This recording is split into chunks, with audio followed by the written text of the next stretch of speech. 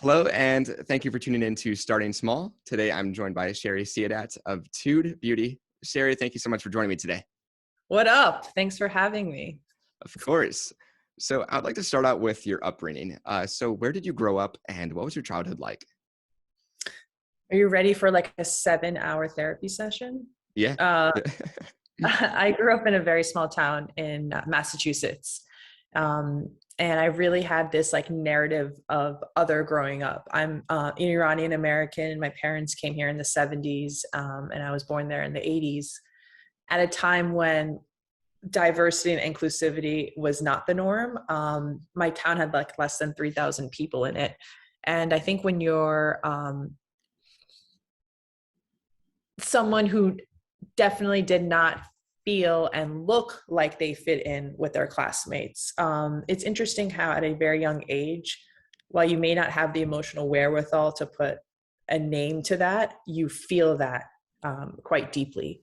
Mm. And as a result, I'm a big jock. I'm a tomboy. So I like played a lot of sports and I moved and I'm a ballet dancer. And so I would process my emotional complexity through movement. Mm-hmm. And I got teased a lot about the way I looked, from having a unibrow, having darker skin, just overall having more hair than my classmates.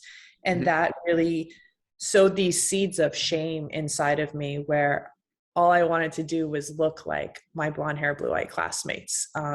And so this like Pandora's box secret kind of like of shame was embedded inside of me. And when I was able to move in 8th grade to Florida, I looked at that as an opportunity to reinvent myself, to hide the previous identity and version of myself, and to reinvent myself, to save myself from trauma and for survival.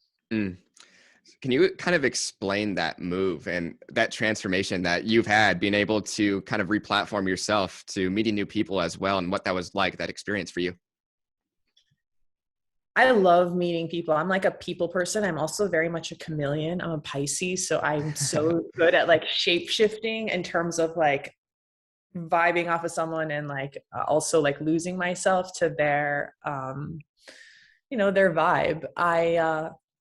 I think through sports and just like being social and just like loving life and loving like meeting other people, because they teach me so much. They teach me about them and they teach me about myself. I never had a problem making friends, and I did so many activities. I would meet different types of people. Like I always feel like I have one foot in various different subcultures in the world. Yeah. And I think when I moved to Florida, that opportunity of removing my unibrow and feeling like I was quote unquote human, because I didn't view myself as human, I viewed myself as less than, made me almost play a role. Like I was playing a hologram of myself, of who would I be Yeah. with this new like visual identity.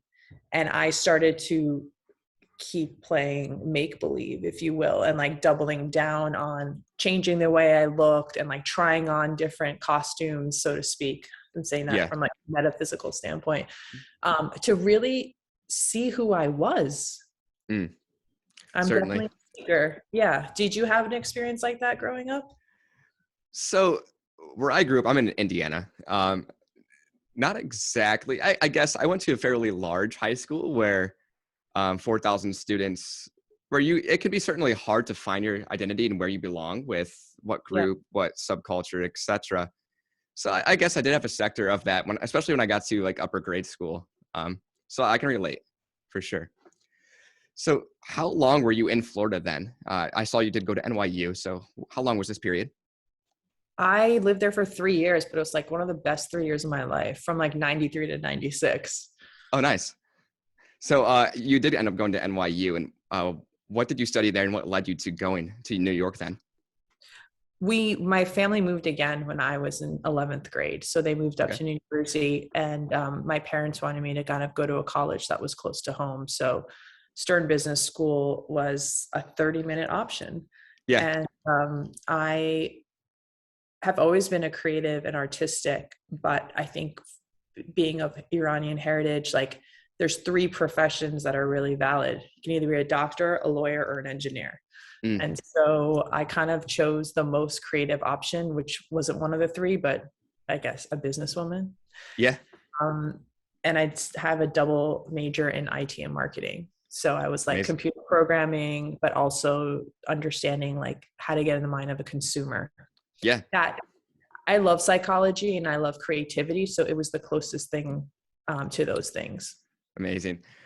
Defining those cultures, what was the support system like that you had when you decided on that career field and pursuing that family wise? Yeah, I mean, I think my family is very supportive. My father is, a businessman himself, a chemical engineer, but also just someone who went in the corporate field. So Mm-hmm. it was not only normal and supported, but almost expected, I think. Yeah. With your time at NYU, you talked about being very active in your early years. Did you end up joining any athletics or maybe some clubs? Yeah, it's a great question. Ironically, I went to NYU and studied.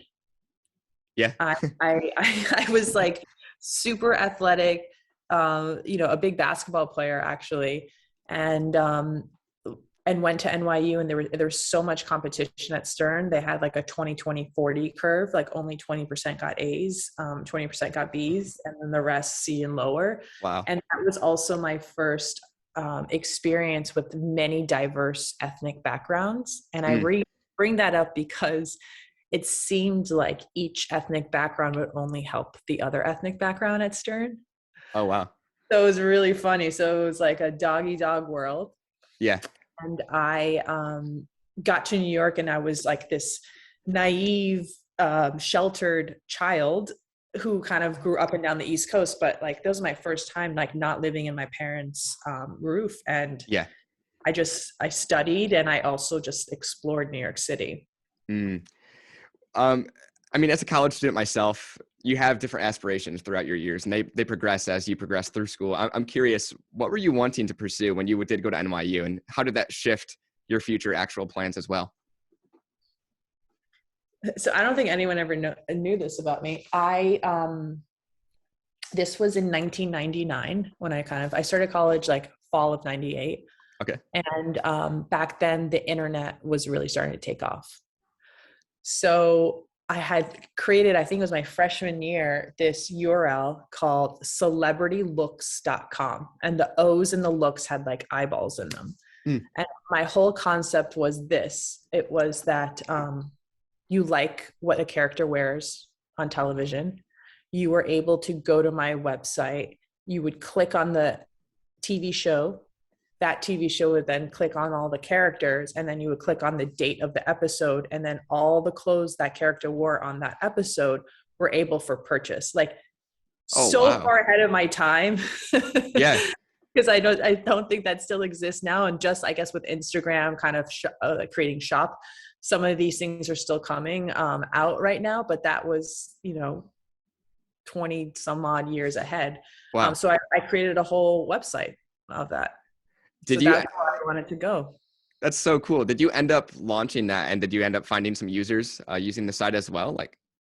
Well, the funny thing is, in the middle of my college experience, the bubble burst, at 2000.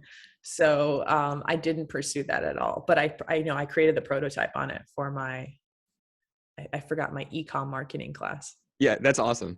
Following your years at NYU, then, what did you do for work? And prior to TooD, of course. TooD, I mean. Sorry. Yeah, it's okay. I entered the pharmaceutical industry of all things. Wow. My senior year, 9/11 happened, and there was a big crash in the marketplace, but I was fortunate enough to have gotten a bunch of different offers. I had gotten an offer and accepted at an energy company because it paid me the most. I just took the one that paid me the most. And when I went away with my college boyfriend after we graduated to Europe, a letter was sent to rescind my offer.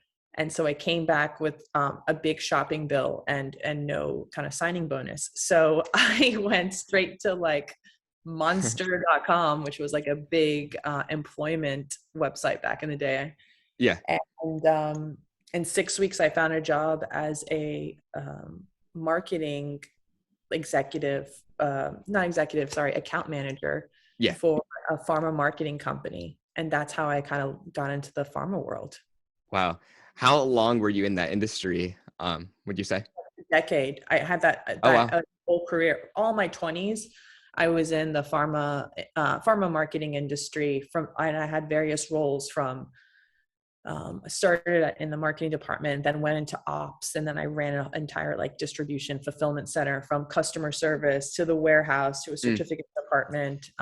Then that went back into product development and being a product manager, helping the sales team, running an SAP implementation, yeah. then leaving that company and going to another one to start two business units for them, one of which was essentially like Amex points, but for doctors. So I was Mm, always trying to get in the mind of how could I incentivize a physician to earn education, to learn education, and then earn a medically relevant gift, because we were trying to change the model from cash yeah. to something that would help their office. That's very interesting. So are you, what was your role in that process? I'm curious. So you were trying to design maybe like a new payout system from their clients or their patients in relation to the doctor. What did that look like? Yeah, I mean, it was really challenging because you're trying to, from a psychological perspective, you're rewiring their neural pathways to want to commit the same action, but for a different reward system. And when you're used to getting cash, it was so much harder to say, hey, instead of that $200 check, you're going to get a stethoscope now. Yeah. So my job was to figure that out. And my job was to build the infrastructure and the website and also the distribution channels to ship the various medically relevant gifts Wow. worldwide. Amazing. I'm curious the progression here where you're getting the inspiration behind starting TooD. Where does this come and what inspired you to fully pursue your own company?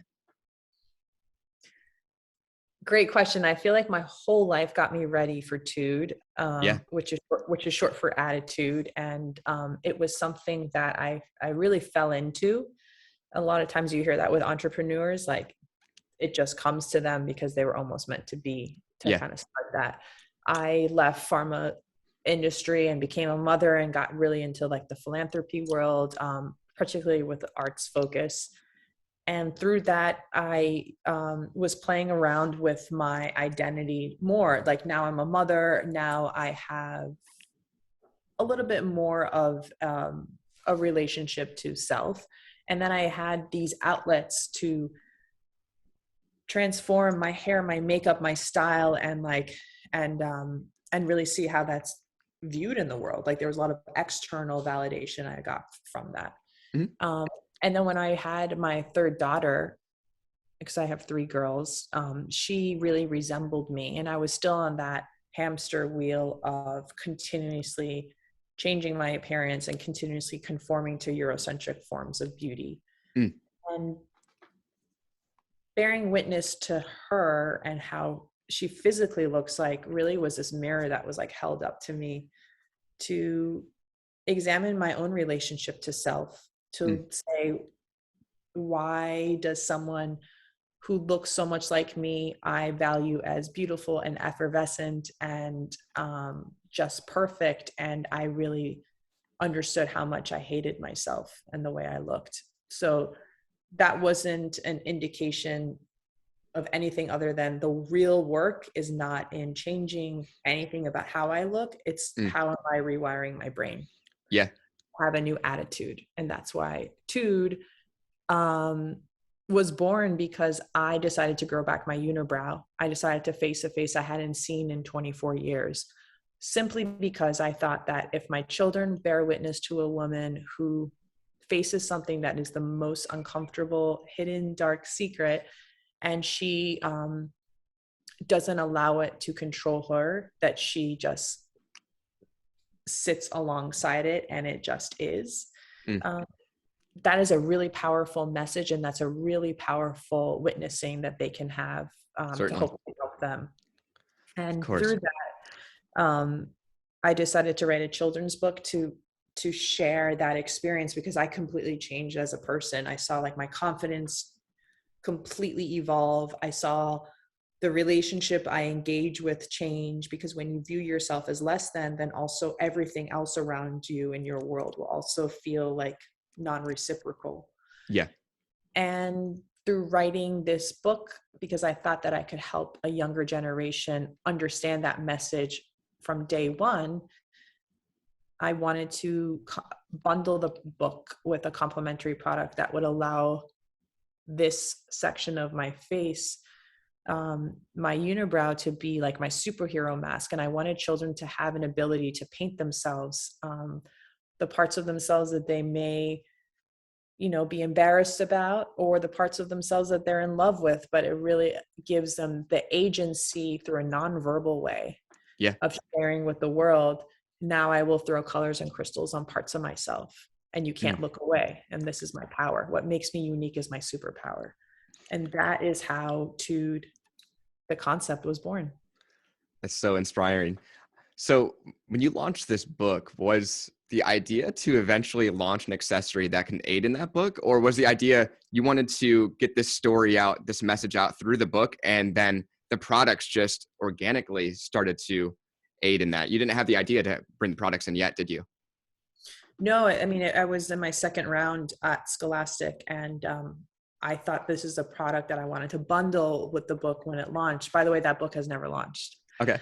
So I end up stop working on that book for like a month later to walk into a lab and see, could I create one product that was at the intersection of clean, colorful, high-performing cosmetics?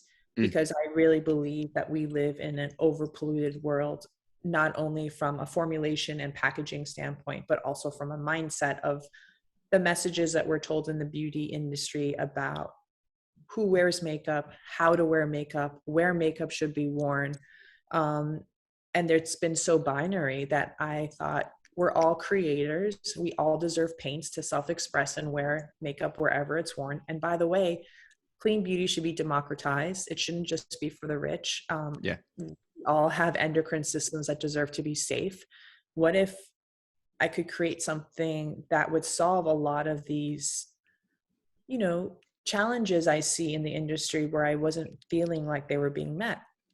And with no experience, but just like a passion and a vision of what a world that I always wanted to belong to, a world that I also wanted to have for my children, TooD was born. And I was just very steadfast and vigilant on non-negotiables. And I couldn't believe how quickly, when you're so clear on what you want, that formulation can happen for you. I'm curious, in those early days when you were doing the prototyping process at the lab, can you kind of explain to the listeners what you're looking for clean and both aesthetic when you're looking for your, when you're creating your first product? Ask that question one more time. I just Of want to make course. sure I understood. Yeah. So what did the prototyping process look like for you when you went into that lab and you're depicting what ingredients to use, focused on aesthetics and clean beauty? What does that mean to you, clean beauty and aesthetics? And when you say aesthetics, that means the color, or do you mean the packaging?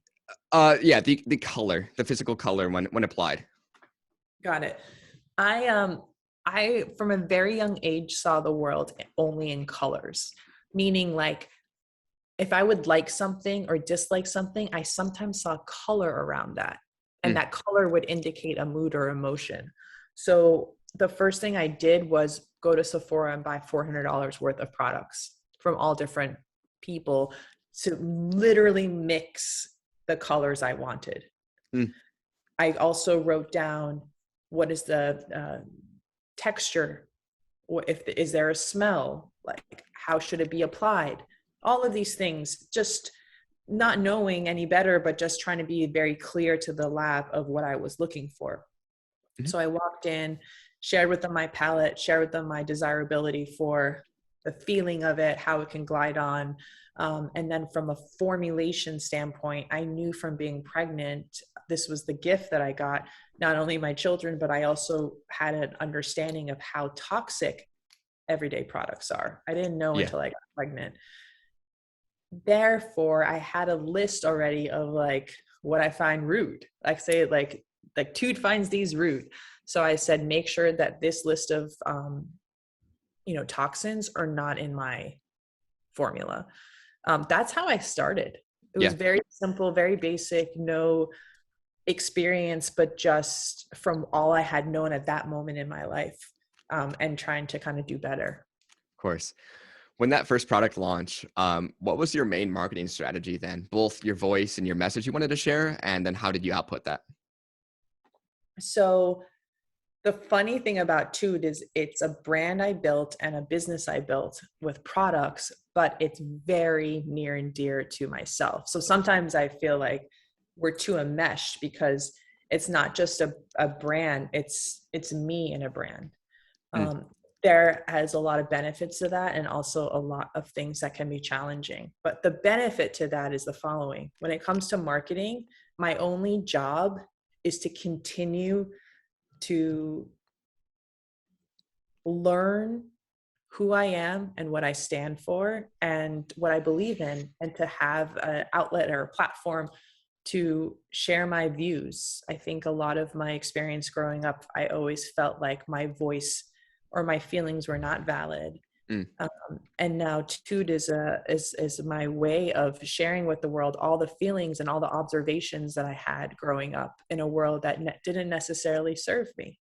So that's been really fun, is just being able to speak my truth, is being able to tell my story, and also knowing that everyone, you included, have your own version of a unibrow story.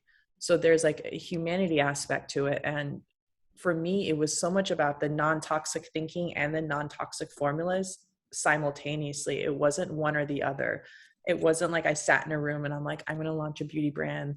Let me think of how I'm going to position myself. Let me think of yeah. the lie I'm going to tell the world. So it's very rooted in authentic, individualistic expression. Mm. Since launch, have you been able to depict kind of your main demographic, and what does that look like, if you can? Yeah, I think my tagline when I launched was makeup for everybody, everywhere. So our premise is you may have like a creamy eyeshadow, and right now you can kind of see I have it on, Yeah. but that could be spread on your unibrow. That could be spread at the nape of your neck. That could be spread like anywhere you want. So we call it Freestyle Color Cream. And we created the world's first biodegradable glitter in the world, made out of eucalyptus cellulose. Wow. And when we have some tools, and we have something called soap brow to shape. Now remind me of your question again, because I just got derailed. Totally fine. No, how would you depict the main demographic, if you Oh can? yes. No, that's why. Okay. Yep. So I thought that, like, and I still believe this, we are a brand for everyone. To Mm, me, it's a psycho demographic, not a demographic. And so when we launched, we were showing a world, a TooD world. And I was very intentional with like who I cast in campaigns, because part of my mandate is, how am I telling the stories and showing the faces of people who had never had an opportunity in beauty? I mm, feel like that's my service to the world, to show what yeah. an inclusive world actually looks like, and no more performance around what a diverse world is. When I did that, I realized that this past year, because we're about a year old, we're over a year old now. January 4th was our birthday. Amazing. Thank you. Congratulations. Yeah. I know that my values and TooD's values, right, is Gen Z. It's not that I'm trying to be Gen Z. I am a Gen Z in a millennial body. Yeah. And when I think about the values, like first to market and biodegradable glitter, the sustainability that we have in our packaging and in our manufacturing practices, and also in our secondary cartons, our views toward disrupting the binary concept of like where makeup should be worn, our views toward like a genderless aspect to it. It's for really for everybody. And just like the concept of mental health really being the main focus of this, because I love to say there's no amount of makeup that can cover up for the lack of self-love. Mm. All of these values are actually what Gen Z believes in. So this year you'll see, I think, more of a focused effort in that marketplace. Yeah. And we have some retail deals that are very exciting that will also be in alignment with that. And Awesome. I think I like to think of myself as the mother of Gen Z beauty. And I think it was not by accident that I happened to have a Gen Z mindset, but be maybe 20 years older, because I needed to help usher in a brand that would allow Gen Z to take it and implement it and continue to evolve the planet. Mm. You defined it so well, but I would be curious to hear what you have to say about this. How would you describe the differences and what separates TooD from your competitors? What is that big thing? I actually don't think we have a competitor. Um, and I also live in a bubble. I Yeah. live out in Amsterdam, and I don't look at any one, quote unquote, as competition, because I think I come from a place of abundance, and I want to actually help other brands that also have a similar mission. And it takes all of us to work together to save the planet and to motivate ourselves to not put toxins in formulas anymore, and to share where our packaging vendor is that is actually has a zero carbon footprint. Mm. If we don't do that, we all will we are facing the largest crisis in our lives, will be climate change. Mm. And Gen Z is very aware because they're inheriting that. And I want to be ushering in solutions and not contributing to it. I look at that as my social responsibility. Yeah.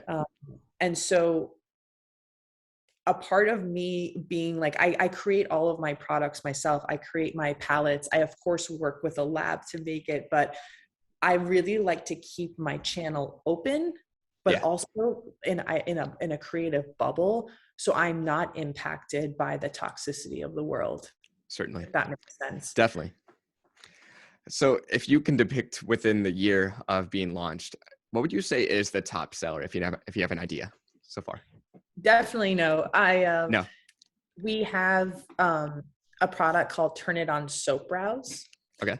which is an all natural way, I like to say, of microblading. It's essentially glycerin soap with something called the TooD brush, Okay. which is made out of like recycled bamboo with these natural bristles. And you kind of rub the product of the soap on the brush and you brush it in your brows. And it kind of gives you this very like feathered editorial hold. Yeah. It's not like crunchy and it doesn't feel like gel. And that has been, sold out a bunch of times. And I think because it's an everyday type product, and also like you can have a full face of makeup or just wear soap brows, it's been our top seller. Amazing. But right after it is definitely our bio glitter as well. Awesome. So I like to conclude each episode with this. If you could share one piece of advice with an aspiring entrepreneur, maybe something you've learned along the way or regret, what would that be?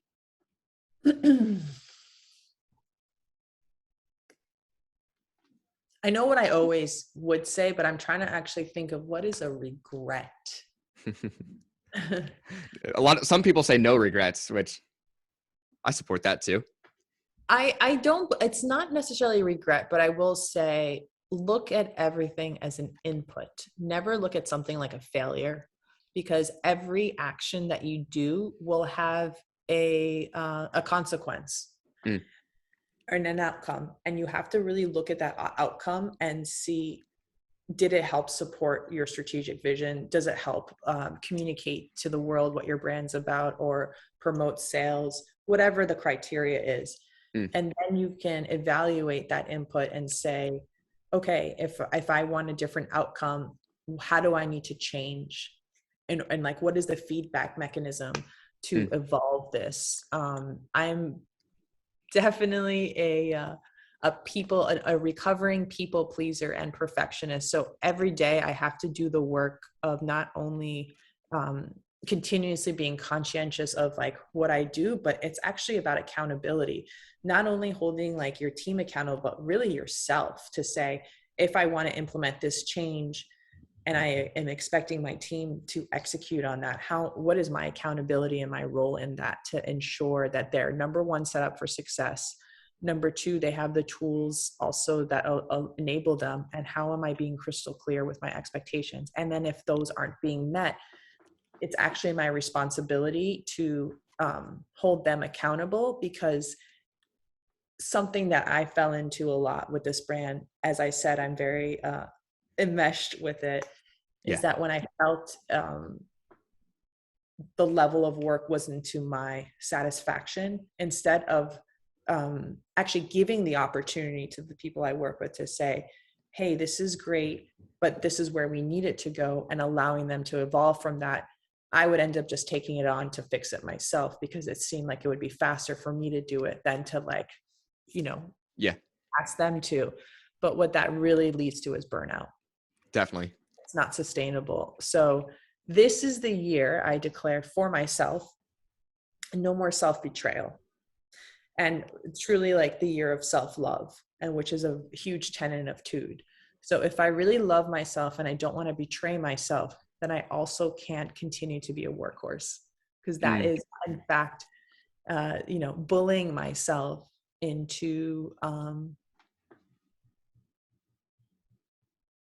it's bullying myself to performance and to success.